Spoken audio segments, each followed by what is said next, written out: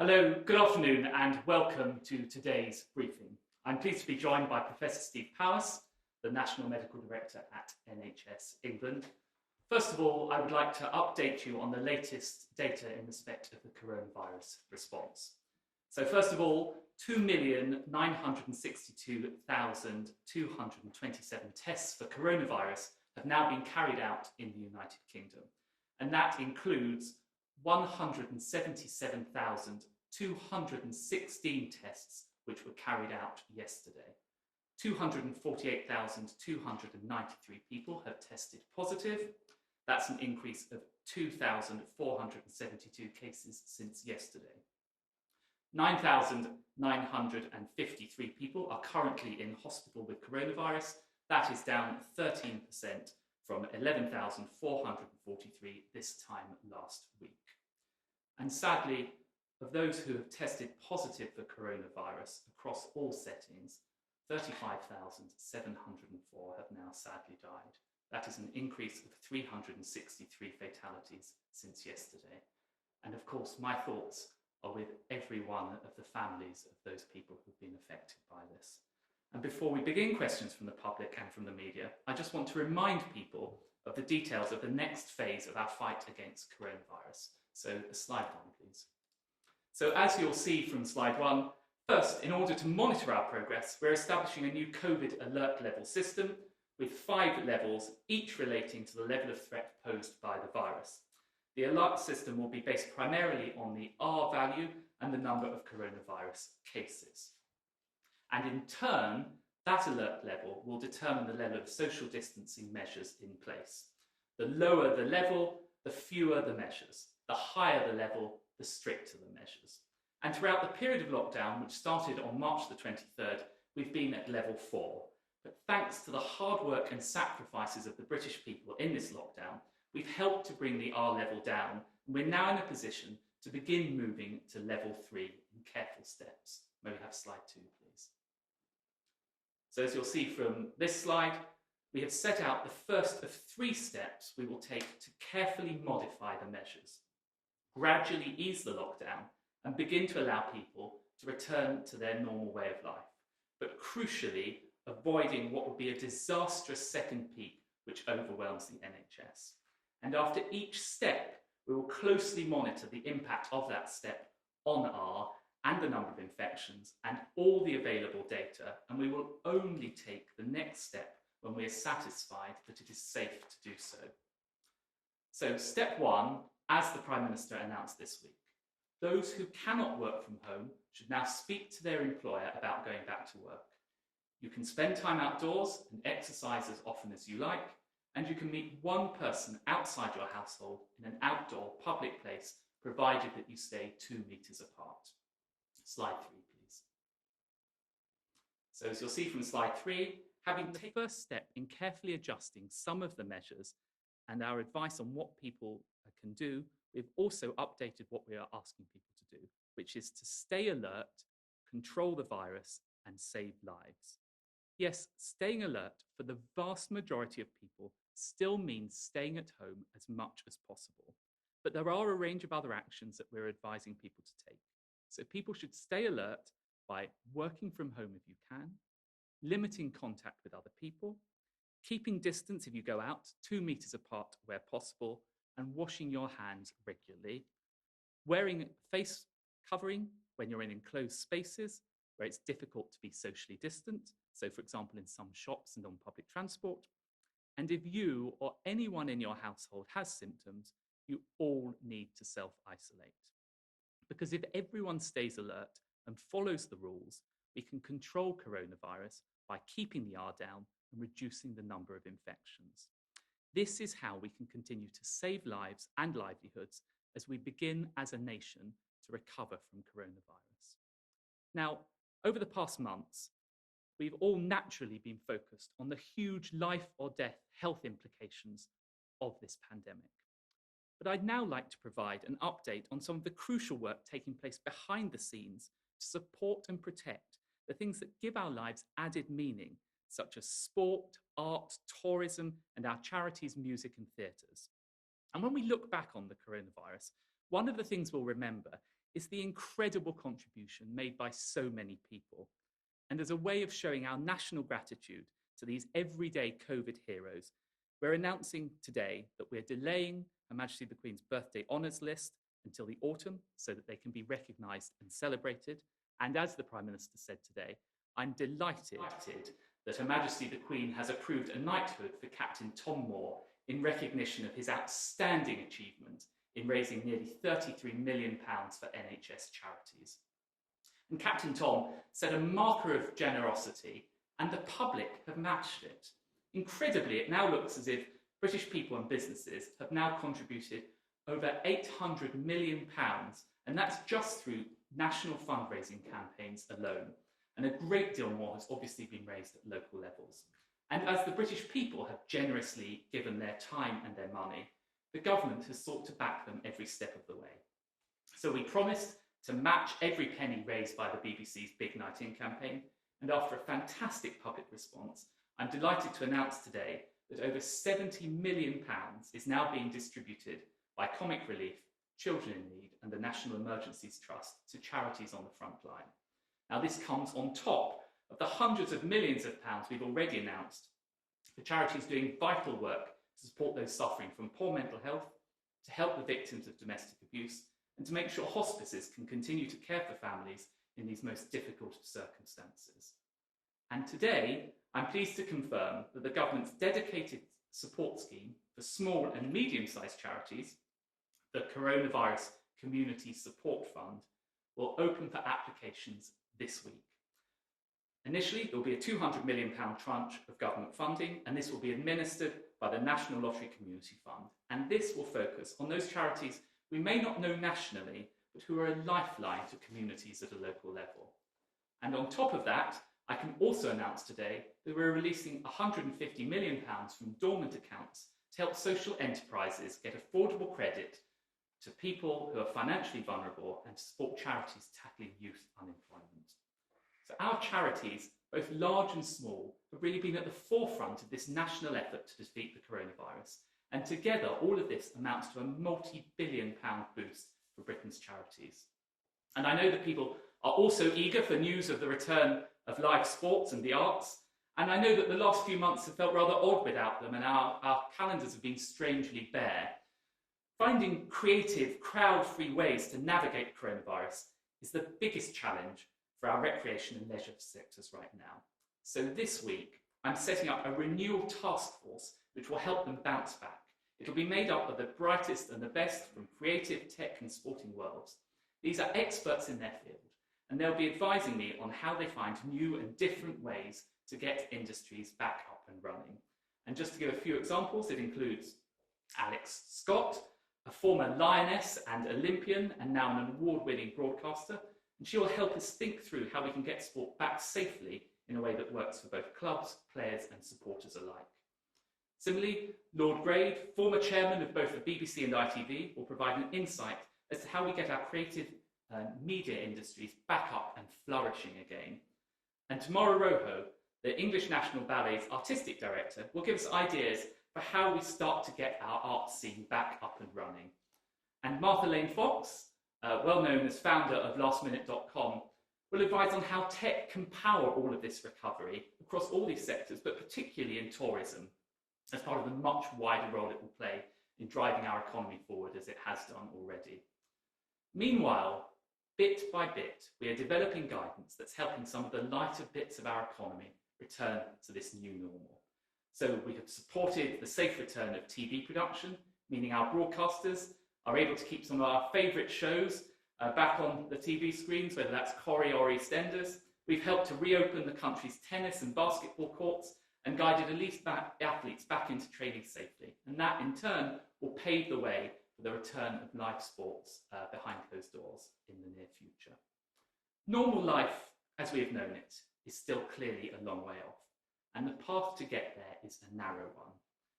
But these things will return when it's safe for them to do so, and thanks to the same drive and creativity that makes a great performance or a great piece of art.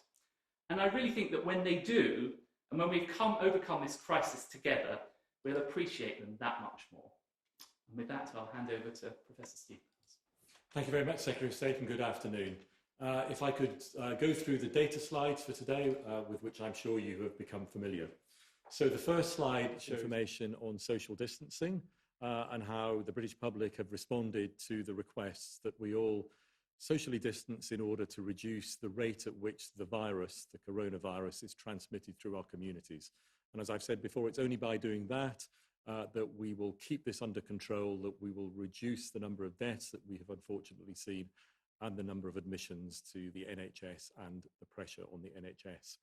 So this slide shows a number of graphs, data from both vehicle mobility, so transport in cars and light vehicles and heavy goods vehicles. And you can see there has been a slow increase in vehicle movements, probably recently reflecting the desire for people who can return to work, who can't work from home, returning. But on public transport, National Rail, Transport for London and bus outside of London, you can see that the levels of usage are still very low and very much down on what they were before social distancing measures were introduced. So again, evidence that the British public has responded to and complied with the instructions that we've all been given. On the next slide, we start to look at testing and the number of new cases that are test positive. And as you've heard from the Secretary of State, there has been an increase in recent weeks, both in the capacity of testing and in the number of people who are being tested. And you can see that at the graph at the start. We're now nearly up to 3 million tests that have been performed in total. In the lower graph, you can see the number of daily confirmed cases. And again, as I've said recently, that although the testing capacity has increased and the number of tests has increased, the number of daily confirmed cases has not increased, and in fact is stable or perhaps even falling. And I think that shows that the amount of transmission, the amount of virus in the community is falling, and with an R rate less than 1, that is exactly what we would expect. In the next slide, we'll see how that translates into the usage of hospitals. Now, once again, for the vast majority of people, this is a mild illness that does not require hospital care. But for a minority of people, unfortunately, hospital admission is required. And for the sickest, of course, that might require a period on our intensive care units. So this shows the new daily admissions with COVID-19 from March through to now. You can see that is on a decline. So we are seeing fewer and fewer daily admissions again, showing the benefits of social distancing. And then in the bottom graph, you can see that group of individuals who unfortunately are sickest and require ventilation. So they need to be put on a ventilator and mechanically ventilated. That obviously occurs in our intensive care units and those areas that we are using as part of our expanded capacity to do this. And you can see again that number is falling across all parts of the UK, again reflecting the benefits of social distancing. Next slide shows more data in hospital, and I would highlight that the number of people in hospital is now below 10,000. So I think that's the first time since March that we have seen a fall that has come down below 10,000 in terms of the people who are actively in hospital with test positive for COVID-19. You can see in the individual charts showing various parts of the UK that the decline has been steepest in London, that had the highest peak, but also you will see declines in other areas of the country at different rates, but all heading surely in the right direction, so a fall in the number of people in hospital. And then in the next slide, finally, we show the number of deaths, and you have heard the numbers for today. Clearly, it's with great sadness that we report these deaths, but you see on a daily basis that looking at the key figure, the 7-day rolling average, which takes out the variation between days and particularly the reporting variation at weekends, you can see that the trend is now consistently downwards.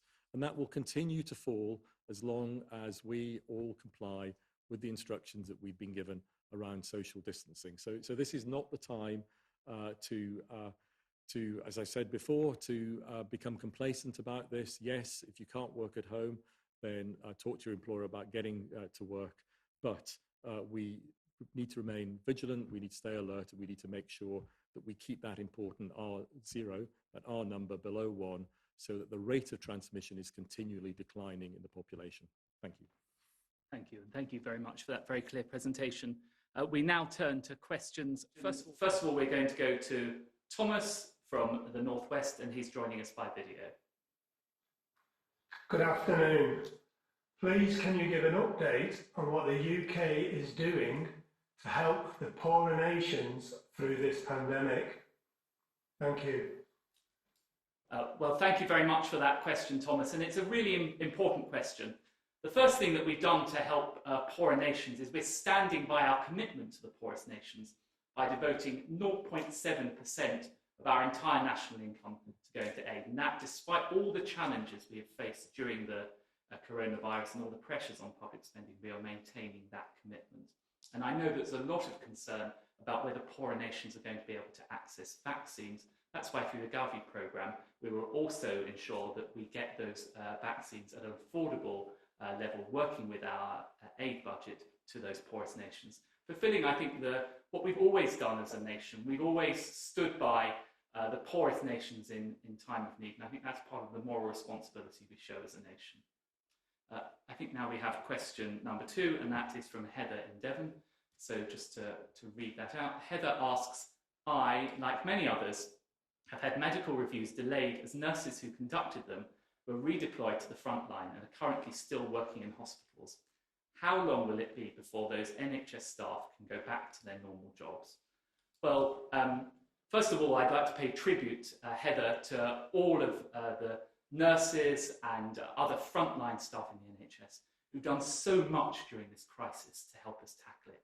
And through that crisis, and thanks to their hard work, we have avoided the NHS being overwhelmed. But clearly, in moving that capacity to the front line to deal with coronavirus, it has had knock-on consequences elsewhere.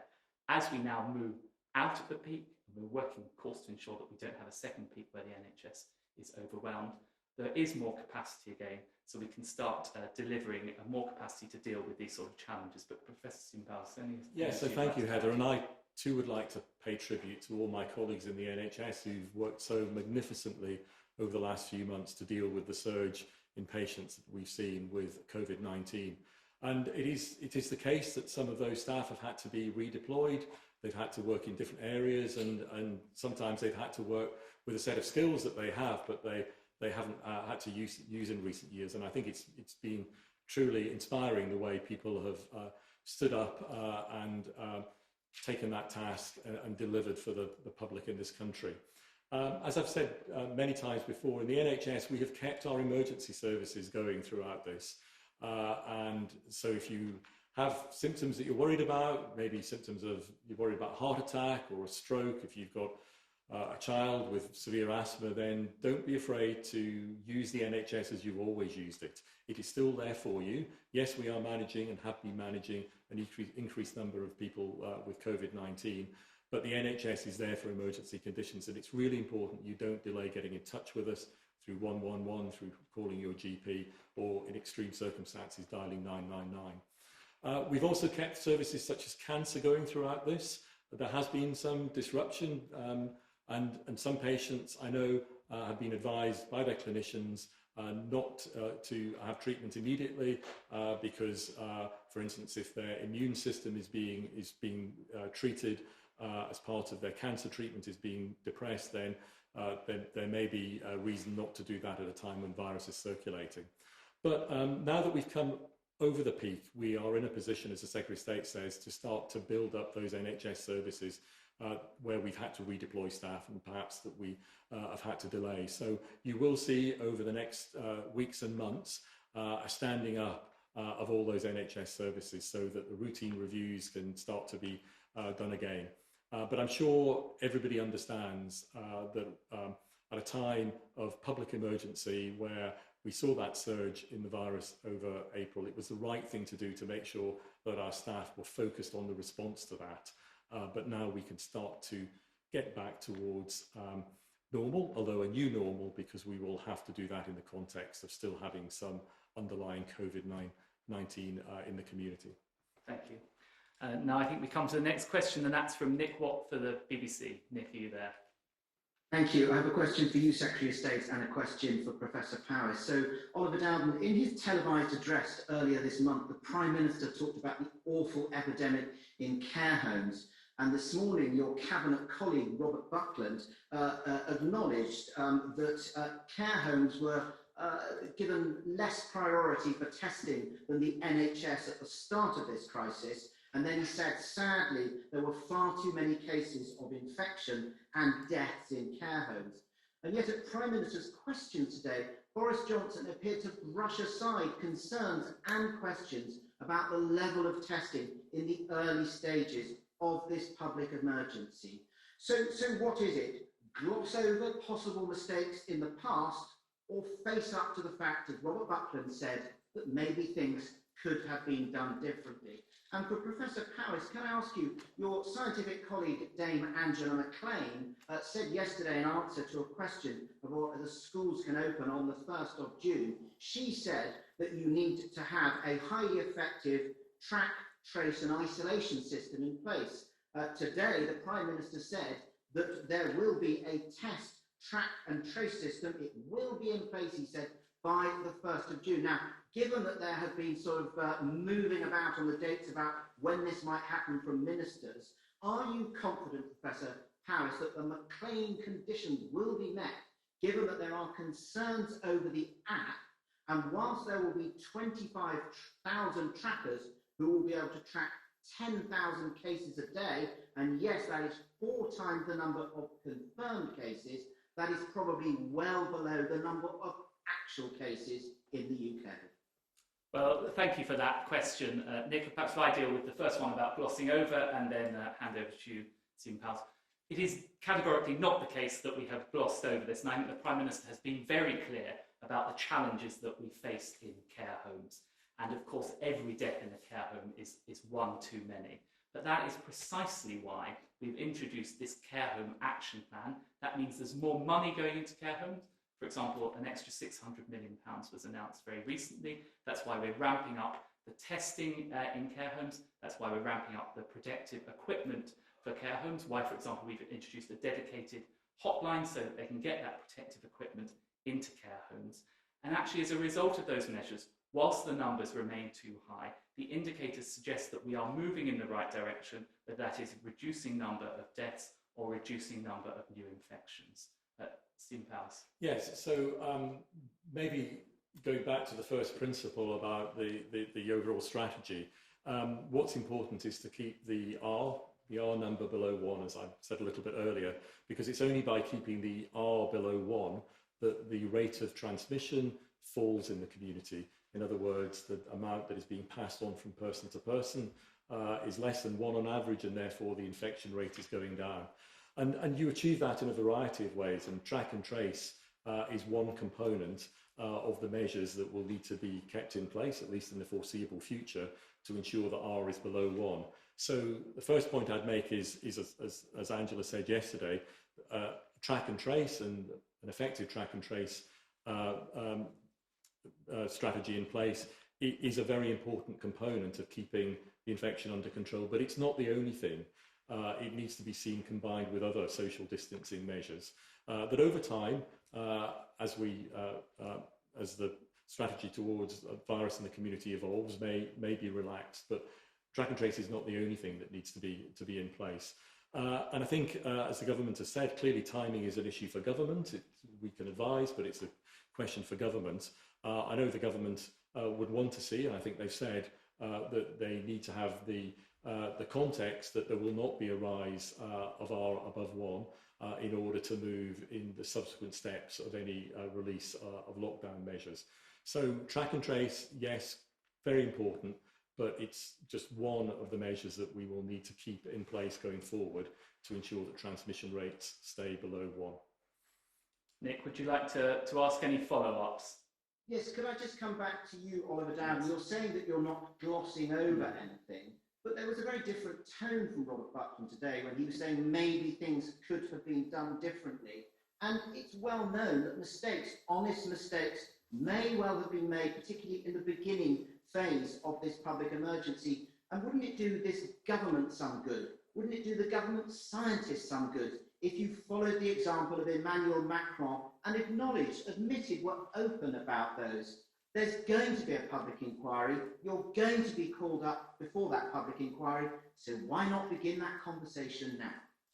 Well, of course, in any public health crisis like this, there will be a time for lessons to be learned afterwards. But I think the public rightly want us now to be focusing on dealing with this. That is why we have introduced the NHS Care Homes Action Plan, having the consequences I described. And on some of the points you raised, for example, in relation to people who've been discharged from hospitals into care homes, actually the numbers discharged in March, April were 40% lower than those in January. And it has been the case that testing has been available to care homes right from the very beginning. And it has been the case that, that we have issued guidance right from the very, very beginning. Of course, there are always lessons to be learned, but I think it is worth reflecting on those things. Thank you for that question. Now over to Robert Peston. Good afternoon. Remarkable data out of Public Health England today. The last 24 hours, or the latest 24-hour period, apparently there were 0 cases of coronavirus or new cases in London. So presumably there will be a return to school in the capital, at least for the youngest children, and more stores opening, at least in the capital. And a second one for Professor Powys. The Prime Minister today said in the House of Commons that no older people will return to care homes without the approval of a clinician, which seems to many as if the Prime Minister is in a sense passing the blame for seeding COVID-19 in care homes to doctors and nurses. What do you think of that, Professor Powys? Well, perhaps shall I start with your first question, Robert, about the opening up process? And you referenced some of the promising figures. I'd also it is worth reflecting again on those test numbers, where we're now up to 177,216 tests. So it's not just the numbers that are moving in the right direction, although of course we have to be highly cautious about it, but also the government response continues to ramp up. Now, the Prime Minister set out the path that we will go down in terms of easing the lockdown. He set out this 3-stage process. The next stage, and we said from the earliest, will be from the beginning of June. We will look at some of the measures that you discussed around, for example, opening up non-essential retail.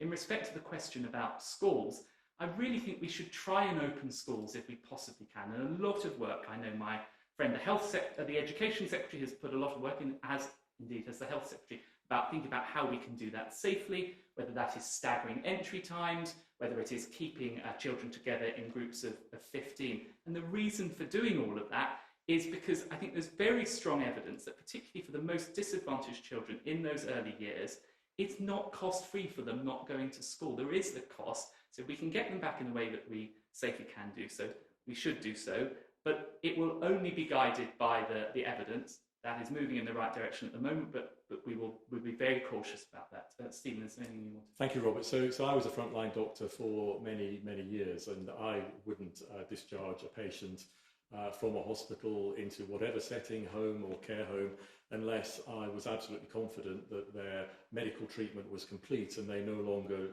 required hospital treatment. And indeed, I think it's always worth making the point that particularly for our elderly population, remaining in hospital when your medical hospital treatment is complete can be harmful to individuals. So I'm absolutely sure that my medical colleagues would not be discharging patients under any circumstances unless they were sure that their medical treatment in hospital was complete, they were fit for discharge, and it was safe to discharge them. Robert, any follow-ups you want to ask? Well, yes, just on the return of children to schools and non-essential stores. Are you allowing the possibility that this could happen on a region-by-region basis? Because as I say, if there are literally no new cases in London, there's a very strong argument that even if other parts of the country are not ready for children to go back and the rest, London is ready. Well, look, we want to proceed as fast as we safely can do so, because clearly there are benefits in the way I described for children, and there are clearly benefits for the wider economy and people's public utility, really, of being able to access those non-essential retail. I think it is best, though, and the government has said this repeatedly, that we move as a whole nation, and that would include, of course, the whole of England in doing so. It may be the case that because of the track and trace, clearly within track and trace, if we identify specific, very micro hotspots, then we would have different measures in respect of that. But the clear intention is that we move as a whole country. Thank you for your question. Now over to Ben Kentish from LBC. Thank you, Secretary of State. Good afternoon. 3 weeks ago on the steps of Downing Street, the Prime Minister talked of the need for the maximum possible transparency and promised that the government would share all its working and thinking with the British people. And yet now you're asking parents to send their children back to school without having published the scientific advice on whether it is safe for them to do so, in effect asking them to simply take someone else's word for it. If you were a parent without the benefit of being a government minister, would you want to see that advice? And when will the government fulfil the Prime Minister's transparency pledge by publishing it? And just a quick second one, if I may. Under the government's bereavement scheme, families of frontline doctors and nurses who lose their life fighting coronavirus will be given indefinite leave to remain in the UK. But it was confirmed last night that the families of doctors, porters, carers and cleaners who die in similar circumstances will not. Does the government think the lives of carers, porters and cleaners are worth less than those of doctors and nurses? Or is there another reason for that discrepancy? Thank you. Okay, thank you for your questions. There's two questions wrapped up in there, so I might resist going back for a further one after it. In terms of the point about parents sending their children back to school, I'm a dad of two primary school age children, and I do, of course, genuinely understand parents' concerns around this, and they will want to be sure that if they send their children back to school, they do so in a safe environment. But that is why the Education Secretary has been working so hard to ensure that we do develop that safe environment, whether that is staggered entry, whether it's washing hands, whether it is having children kept within groups so that they don't mix with others. All of those are driven by the evidence about how to do this in the most safe way possible. We won't proceed unless we can be sure of children's safety. Of course, that goes without saying. In relation to your point about the publication of the evidence, SAGE advice is being published routinely, and there was some further advice published on Friday, and that will continue to be the case. In respect of the points you rightly raised about support for care workers and others, first of all, just to restate what I said earlier in this press conference, that we, all of us, owe a huge debt of gratitude to everyone working in the NHS. We all go out and clap at 8 o'clock on Thursday evenings to show that appreciation. One of the measures we've taken to show that appreciation is the bereavement support, which is available to everyone, of course, including porters and others who make such a huge contribution.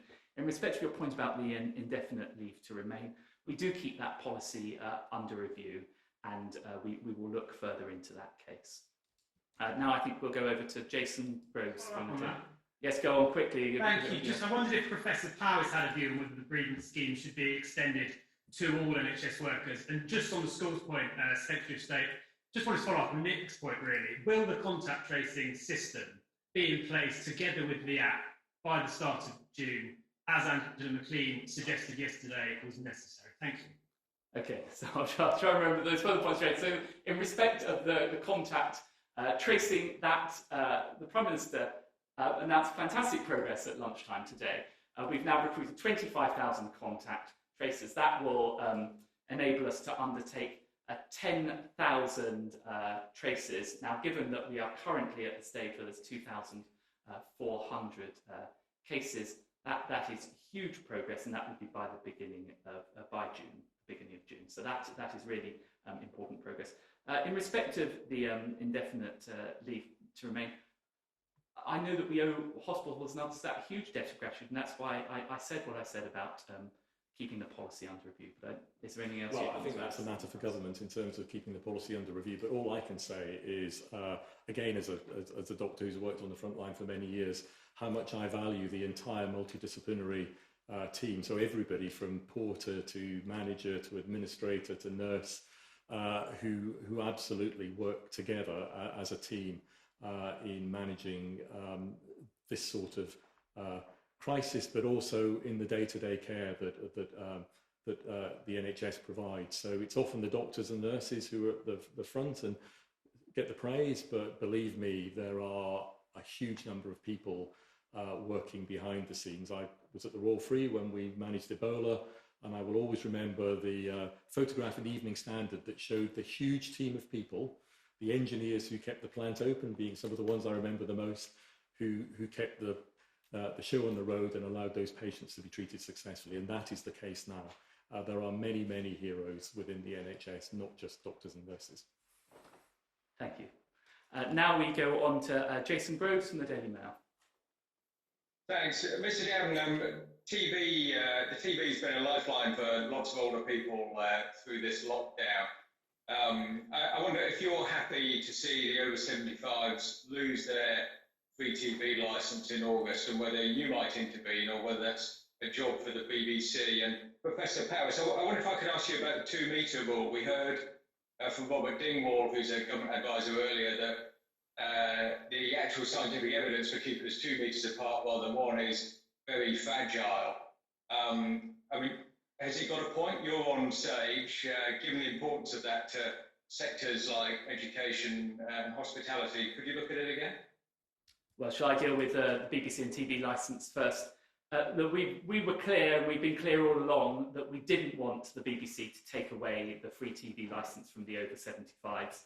I think the BBC made absolutely the right decision in saying that in the middle of this coronavirus crisis, when particularly older people are being asked to self-isolate and are feeling lonely, often the TV is a lifeline for them, it wouldn't have been acceptable to take away that TV licence, which is why they rightly extended the proposal for removing it to the beginning of August. I very much hope that if we are in a similar situation come the beginning of August, the BBC will show similar flexibility again. So on the 2-metre rule, so I can absolutely assure you that SAGE does keep things under review, not least because the science is constantly evolving. And as we learn more about this virus, then it's quite right that as scientists, we consider new evidence and keep things under review. The current guidance, the current advice is 2 metres. I'm sure that along with a whole host of other things, that will constantly be kept under review as new evidence emerges. Jason, any follow-ups to that? Yeah, well, we don't get you very often, Secretary of State. So it's meant to be a follow-up, not a new question. But well, I'm going to ask you a new question anyway about tourism. Is there any chance of us getting a holiday in Britain this summer? And if we can, would you encourage people to take a staycation? Yeah, look, I'd love to get the tourism sector up as quickly as we possibly can. We've set this very ambitious plan to try and get it up and running by the beginning of July. We're working hard to be able to deliver on that. That's partly why I've set up this task force I announced at the beginning of this press conference, bringing together experts, not just the people that I named at the beginning. When you see the full list, there's other people from the tourism sector who will help advise on that. Clearly, we can only do it if it's safe to do so, because I think the worst thing for our tourism sector would be to start, then see the R rate rise out of control, see a second peak overwhelms the NHS, that we then have to slam on the brakes again. But believe me, we get to the point when we can have British tourism back. Apart perhaps from the Prime Minister, you won't find a bigger champion of the great British break than me. Thank you. Over to Jane Kirby for PA. Thank you and good afternoon. Many football fans are hoping that the Premier League will return next month. Will the government be asking that these matches are available on free-to-air terrestrial television? Or is it acceptable for existing rights holders such as Sky and BT just to stream the matches on their YouTube platforms? And isn't it vital that these matches are shown on terrestrial to encourage people to adhere to the lockdown? And a question for Professor Powis, please, on antibody testing.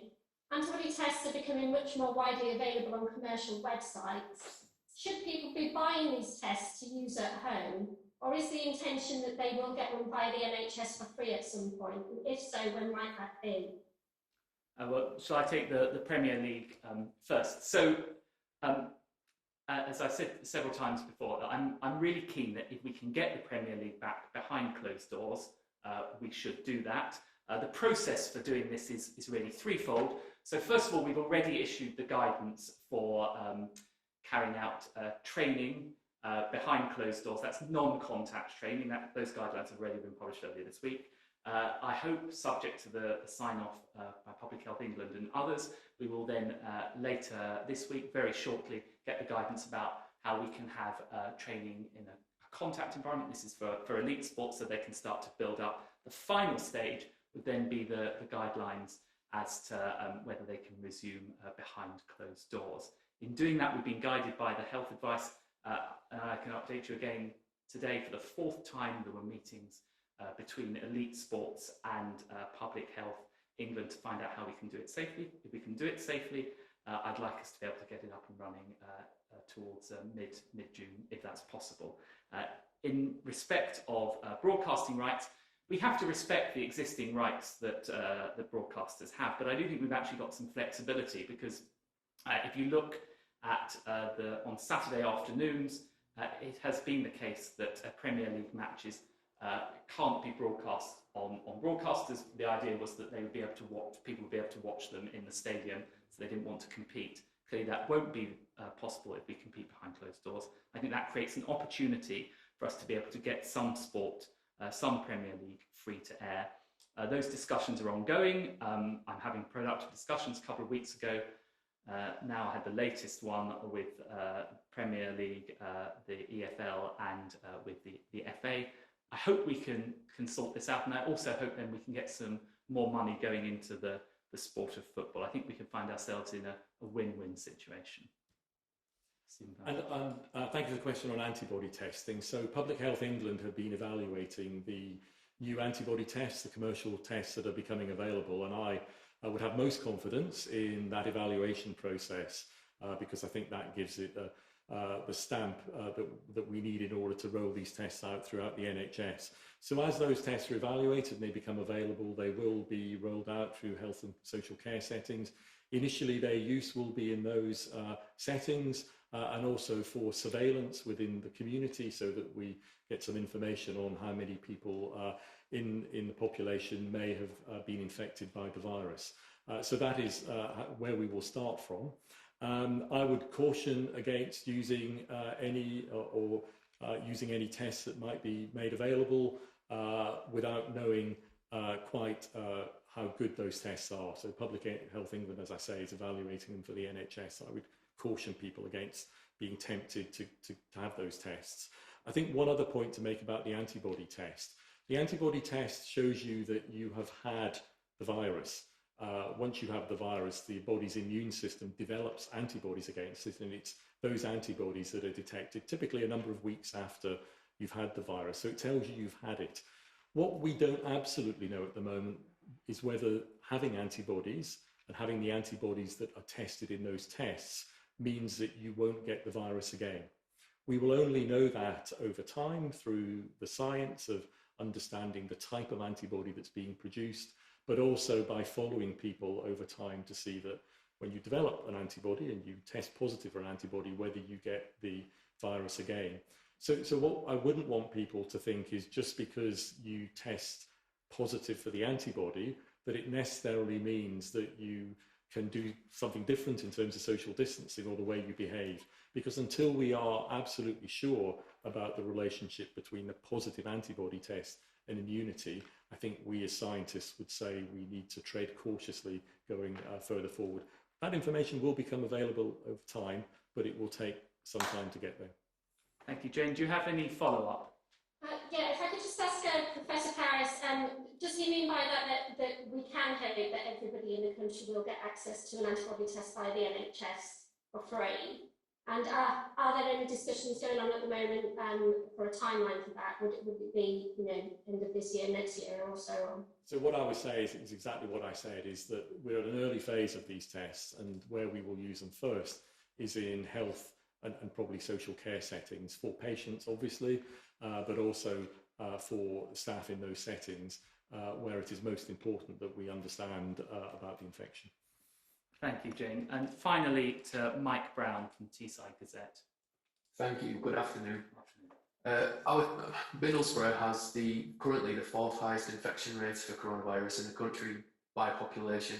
It has the highest mortality rate in the North East, and council leaders believe that its current R rate is around 0.85. People in Middlesbrough can't sit on park bench in their local park because our mayor believes that the risk from coronavirus is still too high. I have two questions. Firstly, for the Secretary of State, previously local micro lockdowns have been discussed to tackle areas where there's a significant spike in new cases. Can you tell me what specific work the government has done to prepare vulnerable and hard-hit areas like Middlesbrough for a future significant spike in cases once lockdown measures are eased? And how do you expect local authorities and public health teams to be able to enforce those?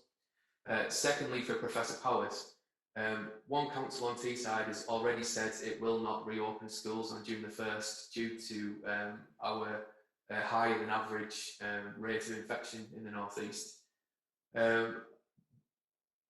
Does the UK's one-size-fits-all policy for reopening schools on June the 1st, will that work in places like Middlesbrough and the rest of Teesside? And how confident is the government that our already high R rates won't go back over 1 once schools are reopened? Well, thank you, and thank you for your question. As the Secretary of State responsible for media, it's great to hear the Teesside Gazette asking a question at the press conference. First of all, you asked about how we would protect the most vulnerable. Look, I'm under no illusions, and the government is under no illusions about the challenges for the economy, of the necessary measures we've had to take to protect the NHS and save lives in terms of the measures that we have taken. They've been very tough on the economy, social distancing and so on. That's why the Chancellor has announced an unprecedented package of measures to support people through these hard times. For example, the job retention scheme, meaning that literally millions of people who would otherwise have been made redundant have been able to keep their jobs. And that's millions of families that still have earners in their households. So we are working hard through all of that. On the point about local authorities and enforcing, and the point about schools, I really hope that as we go through this, we can do so in a constructive spirit, whereby we can move together as a whole country and get children back to school for the reasons that I set out. And I do genuinely understand, really understand the concerns of teachers, I understand the concerns of parents about whether this is safe to do so. That is why we're working so closely with them. But I think the way to do this is to do so in a constructive spirit of engagement. I think on your final point about, or maybe your second one, individual outbreaks, that is why we're working so hard on the track and trace. The fact we've made this progress already means that we will be able to, if there's outbreaks, it's important to understand what this track and trace means. It means that if we find someone's been infected, by tracing, we can find out who else they've been in contact with and get those people to self-isolate, and in that way control the spread of the virus. And I think that's a very important measure. Stephen. Yes, so thank you for the question. So I think the first point is, of course, on the R number. As long as it is below 1, it means that the amount of infection in the community is reducing. It's simply that the lower it is, the faster that it is reducing, and the nearer it is to 1, the slower it is reducing, but it is still reducing. So as long as it is below 1, over time we will see reductions in the number of infection in the community. I think that's a really important point to make. Secondly, as I've said before, it's usual in infections and in epidemics to see variation by geography. So, for instance, in the flu season that we have every winter, we see an increase in the number of flu cases. It's very typical to see that flu picks up and falls in different parts of the country at different times during the winter. So that is a very sort of natural pattern to an infectious disease. Clearly, it's important that we have national measures in terms of lockdown measures and social distancing, and I think that is the best way overall to approach this. But as we get to a point where we are talking about individual outbreaks, then there will be a need for interventions around those outbreaks. And in fact, that's no different from the public health response that occurs for any outbreak of an infectious disease. A set of measures will be taken by public health colleagues, either in local councils or with Public Health England, to ensure that a particular outbreak in a particular area is taken under control. So I think that is well tried and tested public health policy. Contact tracing is part of that well tried and tested public health policy. And I think as we move forward in the months ahead, that is the sort of approach around outbreaks, specific outbreaks in defined communities that my public health colleagues will increasingly be using. Thank you. Mike, any follow-ups? Yeah, please, Secretary. Yes. You mentioned the package that has been brought forward already to support local authorities through the pandemic. Once we're through the other side of this, does the government need to make towns like Middlesbrough and other disadvantaged areas in the northeast a priority, so that we're not as hard hit as we have been in the last 10 years of public spending cuts? Because a link between deprivation and mortality rates in coronavirus has already been established by the ONS. Yes, it's a good question. I know that the Prime Minister is passionate about this. This is why we are committing record investment, whether that is levelling up the funding for schools so that areas of the country have in the past been less well funded for their schools compared to, say, London. We're increasing their funding. That's why we're investing in transport infrastructure, the road and the rails, and indeed in my own area I'm passionate about making sure that outside of London and the southeast people get the same opportunity for cultural experiences, and we invest in cultural experiences in a way that perhaps in the past we've focused too much on London. So that's very much an important part of the work we're doing. Thank you for your question. Thank you everyone. That now concludes the press conference.